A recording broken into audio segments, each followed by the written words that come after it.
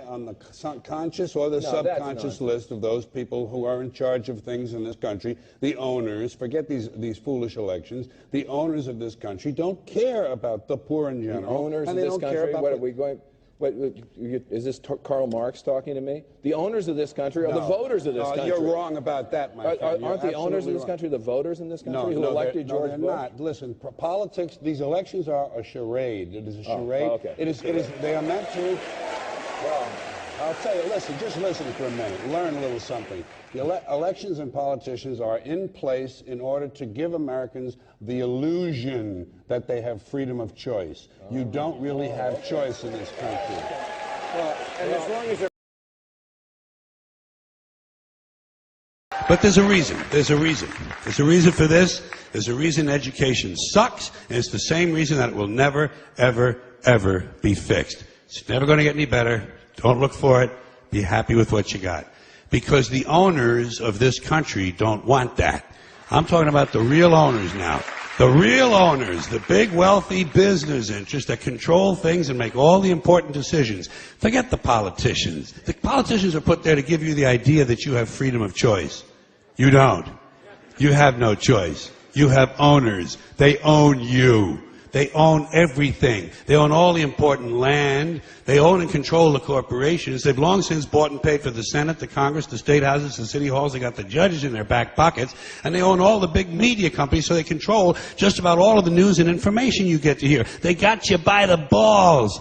They spend billions of dollars every year lobbying to get what they want.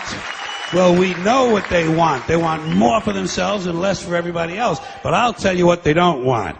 They don't want a population of citizens capable of critical thinking. They don't want well-informed, well-educated people capable of critical thinking. They're not interested in that. That doesn't help them. That's against their interest. That's right. They don't want people who are smart enough to sit around the kitchen table and figure out how badly they're getting fucked by a system that threw them overboard 30 fucking years ago. They don't want that. You know what they want? They want obedient workers. Obedient workers. People who are just smart enough to run the machines and do the paperwork and just dumb enough to passively accept all these increasingly shittier jobs with the lower pay, the longer hours, the reduced benefits, the end of overtime, and the vanishing pension that disappears the minute you go to collect it. And now they're coming for your Social Security money. They want your fucking retirement money. They want it back so they can give it to their criminal friends on Wall Street. And you know something? They'll get it. They'll get it all from you sooner or later because they own this fucking place. It's a big club, and you ain't in it. You and I are not in the big club.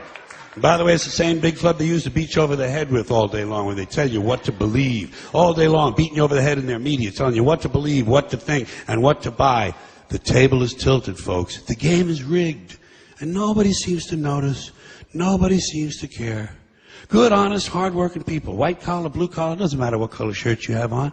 Good, honest, hard-working people continue. These are people of modest means. Continue to elect these rich cocksuckers who don't give a fuck about them. They don't give a fuck about you. They don't give a fuck about you. They don't care about you at all. At all. At all. Yeah. You know?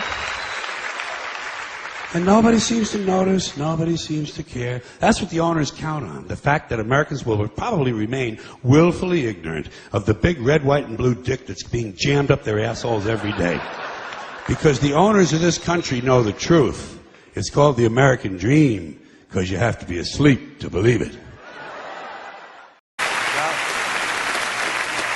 You know, whenever you're exposed to advertising in this country, you realize all over again that America's leading industry is still the manufacture, distribution, packaging, and marketing of bullshit. High-quality bullshit, world-class designer bullshit, to be sure. Hospital-tested, clinically proven bullshit, but bullshit nonetheless. And it always amuses me that so many people seem to think that bullshit only comes from certain sources. You know, advertising, politicians, salesmen. Not true. Bullshit is everywhere. Bullshit is rampant. Parents are full of shit. Teachers are full of shit. Clergymen are full of shit. Law enforcement people are full of shit. The entire country is completely full of shit. In fact, this country was founded by a group of slave owners who told us that all men are created equal. That is what's known as being stunningly full of shit. And you know, I think, and I think people show their ignorance when they say they want politicians to be honest. What are these people talking about?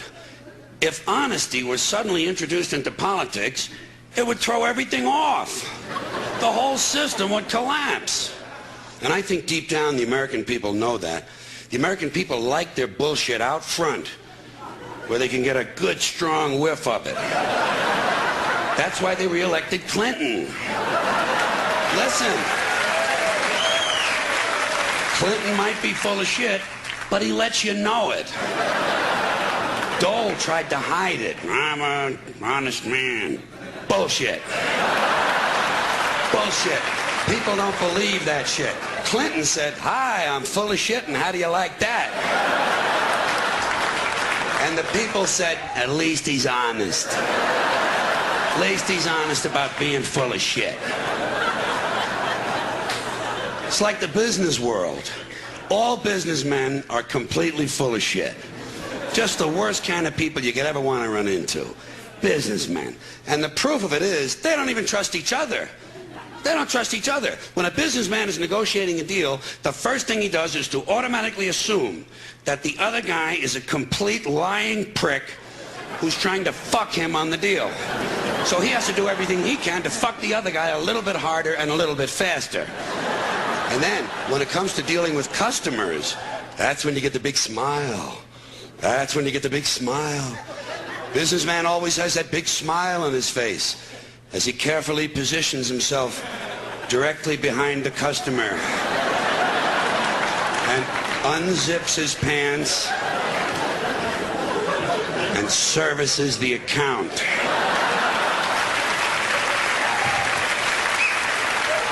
We specialize in customer service. You heard that? Now you know what it means. Whoever coined the phrase, let the buyer beware, was probably bleeding from the asshole.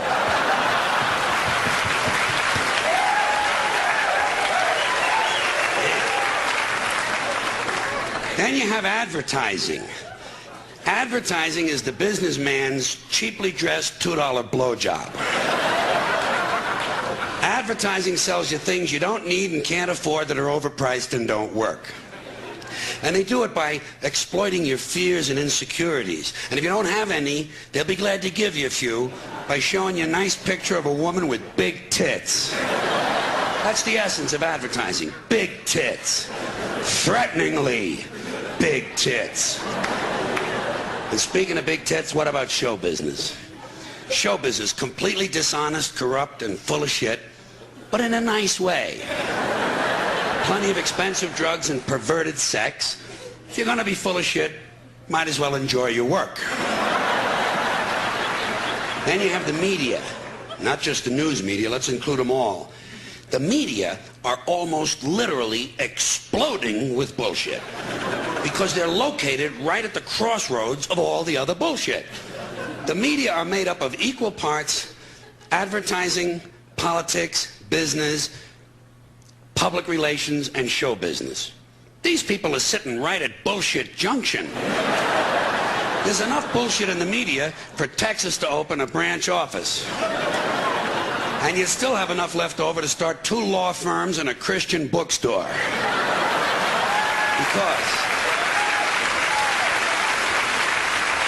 Because folks, I gotta tell you, when it comes to bullshit, truly major league bullshit, you have to stand back in awe of the all-time heavyweight champion of false promises and exaggerated claims, religion.